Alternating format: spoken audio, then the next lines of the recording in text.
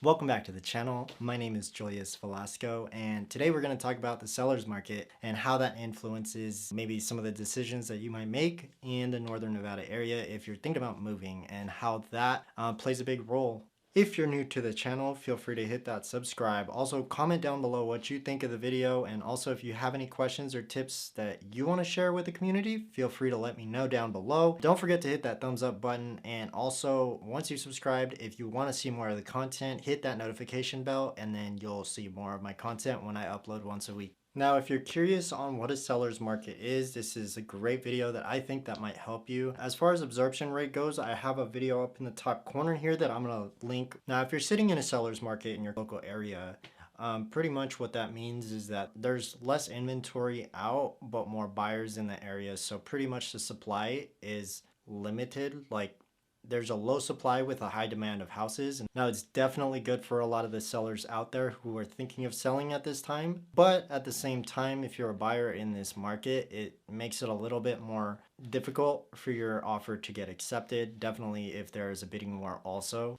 because typically depending on which agent you pick might price a little bit lower to kind of start a bidding war. Now, as far as negotiations goes, during a seller's market, it kind of leverages for the seller. Every contract is different. You know, every transaction we work in real estate is different. So just really kind of plan out to see what's going on in your own transaction and ask your agent what's going on. Because depending on what the situation is, may hinder you from asking for certain things if you're in a seller's market. Now, while you're sitting in a seller's market, you might notice that the seller is very firm on their offer. Now, as far as major repairs go, and of course, if there's something wrong with the house, you definitely want to get that fixed. Definitely the square footage of the house makes a difference on how much you want to see what the repairs of that house may be in the future after home inspections come through. So in the seller's market, you're going to see less inventory, like I said, but you may see an influx of buyers in the area trying to buy what they can.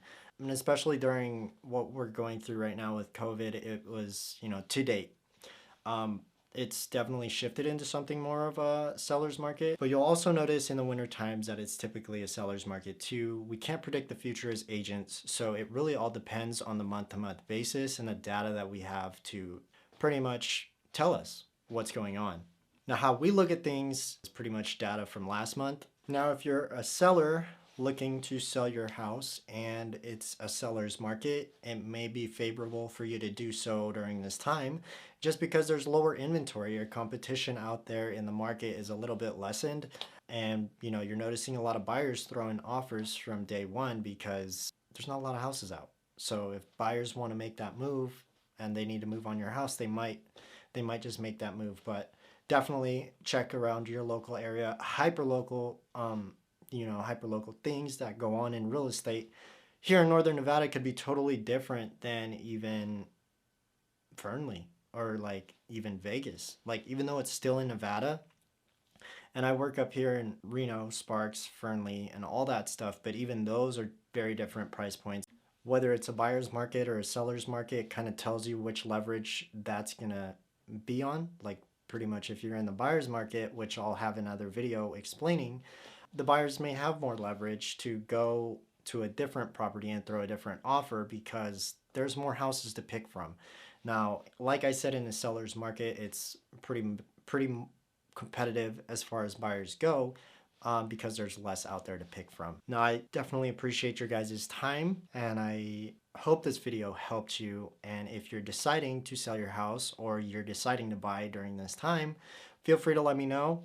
Hit me in the DMs down in the description. There's also emails and information that I'm going to provide for you. Thanks for your time. And if you find this content valuable or helpful, feel free to hit that subscribe button. Also, hit that notification. Don't forget, so that you can get brand new content every week.